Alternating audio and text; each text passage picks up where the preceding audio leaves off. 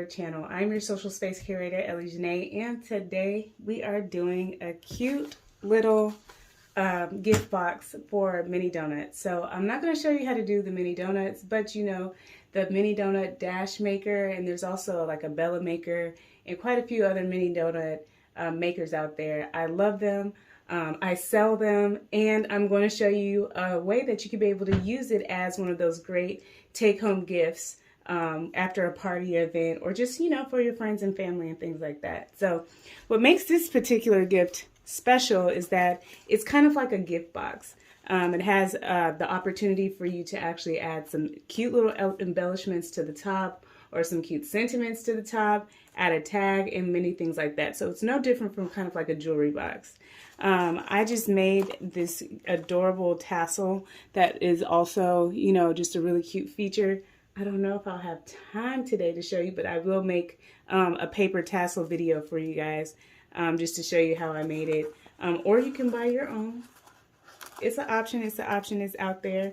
But yeah, let's go ahead and open this up. So I just wrapped this around 3 times.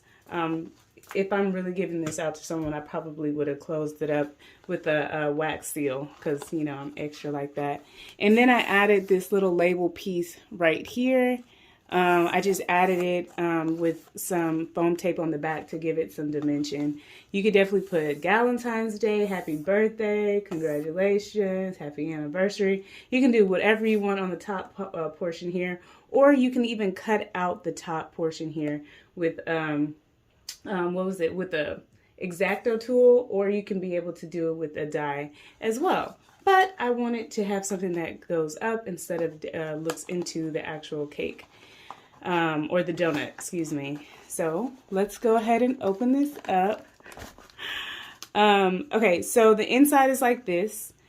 You can seal it to have it really, I don't know, not as puffy on the inside, but I find the puffiness just gives the box a little bit more of a, I don't know, a better feel. And then this is the inside, the donuts. How pretty. I love them. So yeah, so basically, this box is probably 1/8 of an inch smaller than the top of the box. And I'm going to show you how that works. And on the bottom of these donuts, there is some wrapping paper down there. So I just added 4. And this box is, I think, 2 inches. 2 inches wide, 6 inches long, and then 2 inches deep on all sides. So let's go ahead and start the process. And before we get into the process, of course, I'm going to show you all the tools that you need in order for us to be able to make this process. Okay, so now that you see what we need in order to make this project come to life, we're going to start with the cardstock. This cardstock that I have is 65-pound cardstock. It is 12 by 12. There's 48 different sheets in this Recollections Fall Emboss paper collection. I really like this paper collection because it has, you know, just some extra detailing. To be honest, I don't use it that much, and that's why I'm using it as a demonstration, but I still want to show you guys how to make it pop. So let's see. In my example, I had both of the boxes the same color, as you can see here. And I'm over here squeezing the hell out of those donuts. Sorry. Okay, anyway. And I think I kind of want to mix and match the colors on the example. So what we're going to do, and I want something like really, really pretty. I don't know. Let's do blue and yellow. I think it'll pop really cute. Anyway, so we have this blue here, and then the yellow behind it, I think is a good swatch. 12 by 12 is very necessary for this project, simply because you're going to cut the paper down to 8 1/4 by 12. So I'm using my paper trimmer because you do want this to be as straight as possible. And I'm going to actually cut both of the papers at the same time, because I do not want to do what I did in my off camera. I cut one paper the right size, and the next paper I do it the wrong size for whatever dumb reason. But what do we need? We need this piece of paper to be 8 1/4 inches on one side, and the 12 by 12 is already taken care of. I want to make sure it's fleshed up against, here we go. I want to make sure it's fleshed up against this right here.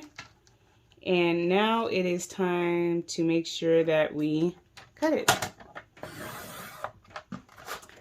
Okay, keep these two remaining pieces of paper. There's multiple different uses that I'm going to end up showing you at the end on how you can be able to like really bring your project to life or in a different direction depending upon what occasion and things like that. So now it is time to actually get the scoreboard. And you have to make a decision here. Number one, you have to look at the pattern on your paper. There's not really a huge pattern on mine, but if you do, you need to know which direction you're going to turn it. Also, you're supposed to know which piece of paper is going to be the top and which one is going to be the bottom. This is going to be the top, which is it's going to be the bigger size, so I'll do that last. And this is going to be the bottom of our box. I'm going to flip it to the back because it's easier to see what I'm doing on the white side of this piece of paper. And then I'm going to take my scoring tool and go to town. The first things first, according to my notes, is that we want to make sure that this box is 1.5 inch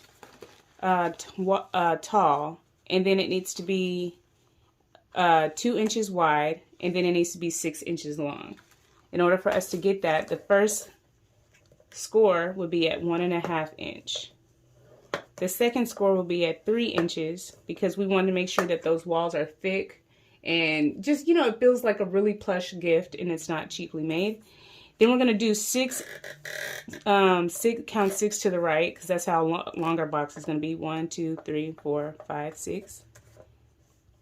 And then we're going to score at the 9 inch. And then we're going to score at the 9.5. And that's going to give us our box shape for the bottom. As far as like the length. Now let's do the width. It's going to be the same thing. We want 1.5. And we're going to do another one to strengthen that box. We want it to show on both sides. And then we're going to have the box be 2 inches wide. So we're going to go ahead and score at the 5 inch mark. And then we're going to score at 1.5 there. And then, of course, it should be wrapping up at the 8 1/4. And we'll cut that extra 8 1/4 off. So we'll end up scoring it just as a reminder. Okay, so we have that part completed. And now we're going to do the top of the box. The top of the box is the same thing. We go 1.5. Let's start with the long way. Yeah, the long way first. So we have 1.5, we have 3 inches. Then we're going to do, instead of 9 inches at the 9, we're going to do just 1/4 of an inch longer. So we're going to do 9 1/8. And then we're going to end up doing, what was it, 10 5/8? I think I'm doing it right. Yup. I don't know. What's an inch? So 1/2. Okay, yeah, 10 5/8. And then we're going to flip this over, and then we're going to do 1.5. Then we're going to do 3 again. And then we're going to go a little bit bigger. Instead of doing 5, we're going to do 5 5/8. And then we're going to do 6 5/8. And now we have our perfect box. So you have an option here to either use your scissors or your trimmer. I'm going to use my trimmer because I want it to have straight lines. I'm going to open this one up. And essentially what we're doing is cutting the inside of the lines here on both sides. We're going to cut here. So I'm trimming off that excess. This is the top of the box, I believe. No, the bottom, excuse me, of the box because it's yellow. And we're going to trim off that extra 1/4 because it's going to make it hard to fold. You can keep it if you want, but it ain't worth the hassle. Okay, so then I'm lining up this line on the cutter. And I know that it is 3 inches. This is going to be a 3 inch cut. Simply because it's 1.5 by 1.5. And we want to keep our sides. So you should have a cut like this. Oh, beautiful. All right. We're going to do it again On the other side, and remember, it's the inside, it's the inside scoring that we're cutting. Okay, so as you can see, we have those two. You're going to do the same thing to the top of the box as well, because we want to make sure that the structure at the top and the bottom of the box have the same amount of give and it's not uneven. Boy, did I make... The one thing about doing scoring on embossing paper, sometimes it's really easy to lose the actual scoring line of demarcation. I don't know if I'm saying it right, but it sounds cute. Okay, anyway, so I'm doing both sides. Make sure you don't cut too far into the box because the box will get weak in that one corner, and you don't want that. You almost want to not even, if you even have to just miss it a little bit, it's going to be a lot better. I'm going to end up having to cut this down because I missed the line. Don't know how it happened. But it's an easy fix because this is going to go inside the box. I'll show you in a little bit. Let's see, you just cut that down and take that off. And that'll be fine. More than likely they won't see that. Okay. So we have our top and our bottom box. What do we do now? First things first is you start to fold on all of the lines. I usually start with the inside line and make sure that I'm lining it up to the edge of the paper instead of just following just the scoring line, because the scoring line can be a little bit off. And you use your bone folder to set your paper on that fold because we don't want any bulky boxes. We want some crisp and clean boxes. So I'm going to go and flip this on its side and do it this way as well. And you can do one flap at a time. I do find it best in the most beautiful, you know, output of a, I don't know, box, a beautiful output of a box. Whenever you actually fold all the papers at the same time. Or else you'll have like folds going in all which direction, and you don't want that. You saw how I did that one at a time. This time I'm going to end up doing it all at the same time. Making sure that they line up with the paper the way I need it to. There we go. And simply score along the line like that. So you're going to do both sides. And then I'm going to do the middle flap. You're just going to fold that forward. It's going to be important. You don't have to score that yet because we just want it to be rough. And then you want this to be folded in this way. And this is basically going to make up your very strong box walls. You know, you don't want no weak ones with like one-liners. You know, we like liners over here. That's what makes elegance. Now, okay, so there's two different options. In my boxes that I showed you, there was some gaps. And you're like, I don't want gaps. I want it to have the very cleanest approach possible. In order for you to do that, you're going to need double-sided tape. The double-sided tape, I think it would adhere enough. I do not like using those scissors for this. There we go. The double-sided tape will allow you to keep this flap from lifting up. And the goal here is to be on the inside of this flap and also underneath where you crease. Because it does get a little puffy at that top area and it's just not appealing. So we're going to do the other side too.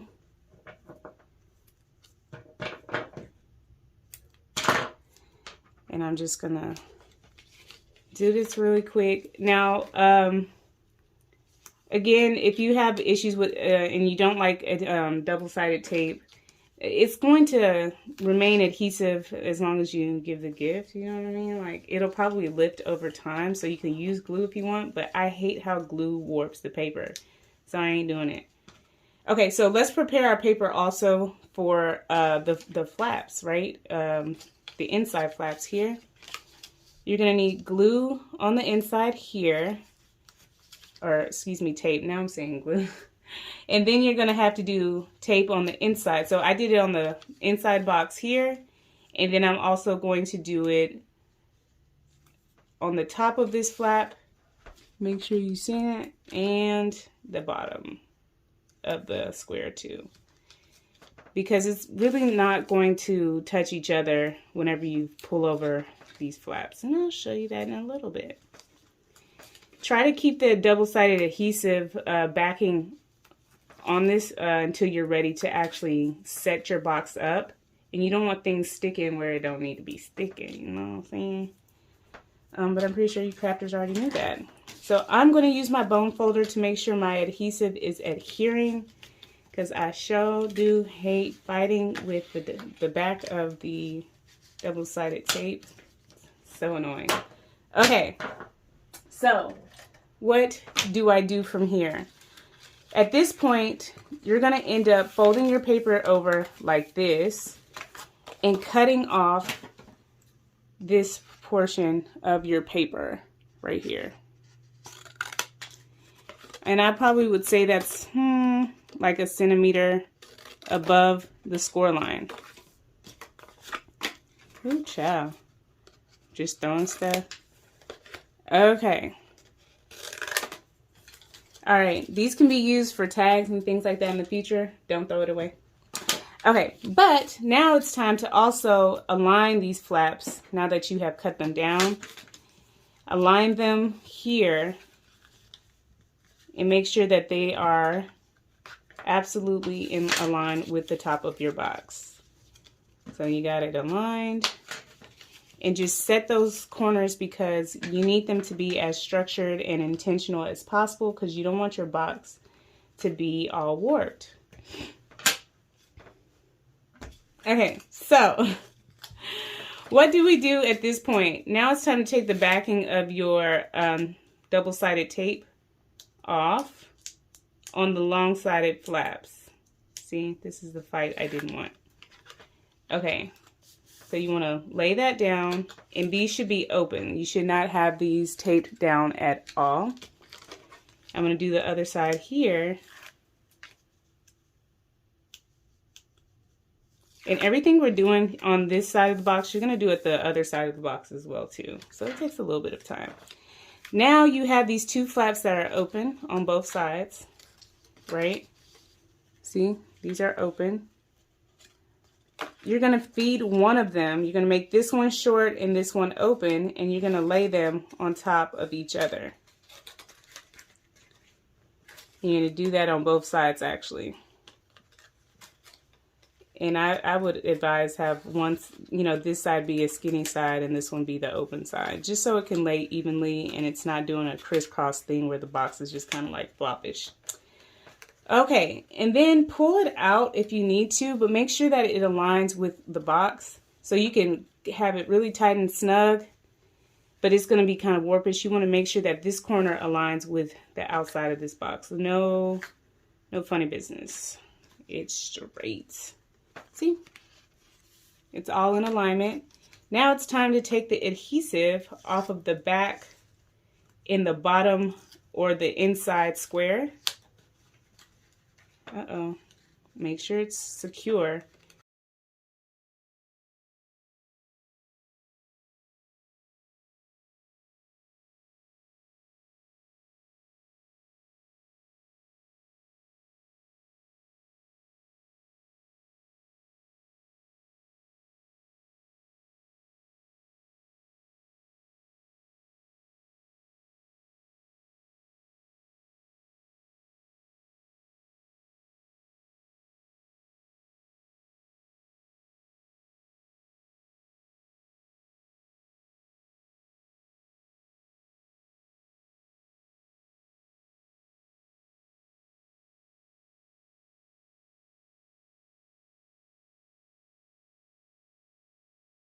Okay, so we completed the top of this box and the bottom.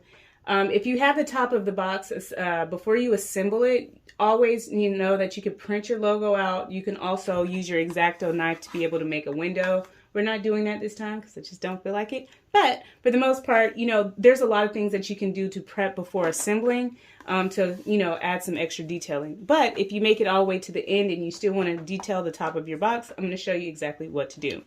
So your box should fit very snug like this. You see? Really, really snug. It's beautiful. Okay. In order for us to decorate it, take your scraps and basically just kind of play around. What I usually do is like to, this is a very simple thing that I do, but you can decorate this like the front of a card if you want to, or you could just like measure this out and put a simple detail like I did here on top where you could put words and things like that on there. So this box is 6 inches long, like I said. So what I would end up wanting is 5 7/5, yeah, 5 3/4 by 1 3/4 on the inside for the top of this box.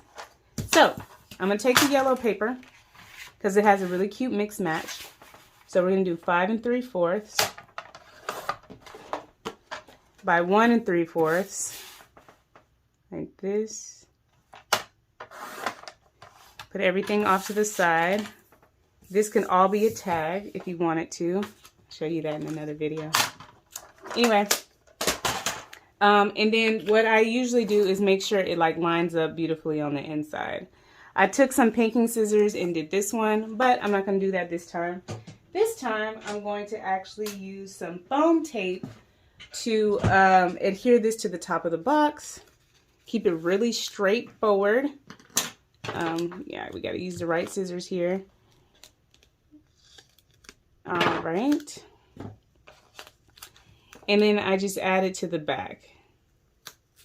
Like this. I have some left over that I really wanted to use. There we go. And then take these off in the back and then center it. So I have some like die cuts or die letters that I could be able to put on top of this box. The embossing on this box already says pumpkin spice in the right area.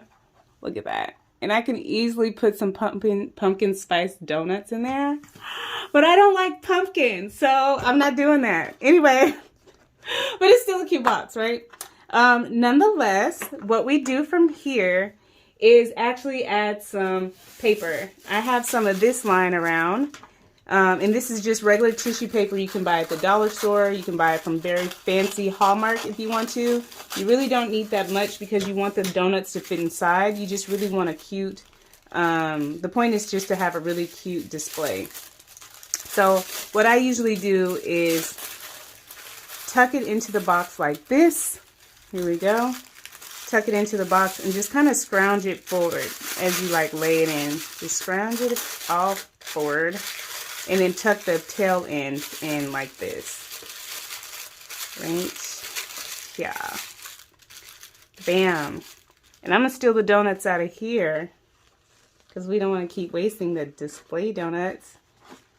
So I'm going to steal those out of here. And I just kind of lay them in a beautiful display like this. Look at that. Pretty. I'm going to close this one up. So they fit perfectly with, and I have a mini dash maker. I'm going to make probably another video of like how I design boxes and stuff, because I really like giving treats and shit like that. Stuff like that, excuse me. So, but yeah, and you just fit this on top. Now, you also have the option too of like covering this up with saran wrap and stuff like that. But because I know that this is going to be an instant pickup, I don't do that, and I'm not shipping it anywhere. This is also a good idea to give to a friend, take in your mail. I mean, not in your mail, in your lunchbox. But for the most part, how adorable. Now I'm going to use the same thing, but you could easily like decorate this in so many different forms and fashions. Look at that. I'm out here doing things. This is so cute. So I'm just going to do this simple little tie. And I could have tied this off to the side too and added a wax seal. But you know, we're going to keep it cute and simple. Check out for my page though. I play a lot around in the craft room and just show you some things. Not everything deserves a video. Because I want to challenge myself, but I do like to kind of exhaust an idea, and I just love doing mini donuts and bundt cakes and decorating it and stuff like that. But we are pretty much done. Look at this adorable display. This is just a great little gift, and you can also use tape to tape this up so there won't be that spacing, which is pretty smart if you're going to be taking this out anywhere. But for the most part, this is it. This is all I got for you. I am Ellie Jńe, your social space curator, and today we made some packaging for some mini donuts. Tell me how you think about it. Tell me what you would like to see. Or what you did. If you did anything great, this is a great opportunity to go check out my Pinterest or my Instagram. Tag me. I would love to repost what you've done and possibly collaborate. I don't know. What do you want to do? I don't know. But in saying that, I'm going to go ahead and sign off. But stay tuned for the way that I box mini bundt cakes. I have this display and I have this display. I have 3 different options that you can be able to make. So this is just the beginning. In saying that, I'm signing off. I'll talk to you guys later. Bye.